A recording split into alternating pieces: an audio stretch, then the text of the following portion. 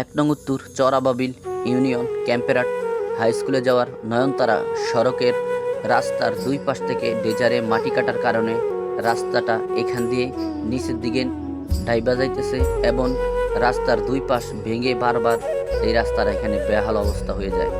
এখান দিয়ে একটা গাড়িও চলাচল করতে পারে না। তো আমি আপনাদেরকে তার আগের দিনের একটা ভিডিও দেখাই, সেই ভিডিওটা দেখেন। টানা যখন বৃষ্টি হয়, বৃষ্টির কারণে রাস্তাটা এখান দিয়ে এমন অবস্থা মনে হয় যে পুষ্কুনি, রাস্তার উপর দিয়ে মাছ যাওয়া আসা করে, মানুষ তো যাওয়া আসা করতে পারে না। এটা হইছে নয়নতারা সড়ক, ক্যাম্পেরাট হাই স্কুলে যাওয়ার নয়নতারা সড়কটি কি বেহাল দশা। এবার দেখেন এই যে রাস্তাটা এখানে এত খারাপ অবস্থানে রয়েছে, কারো কি চোখে কোনো দৃষ্টি আসে না?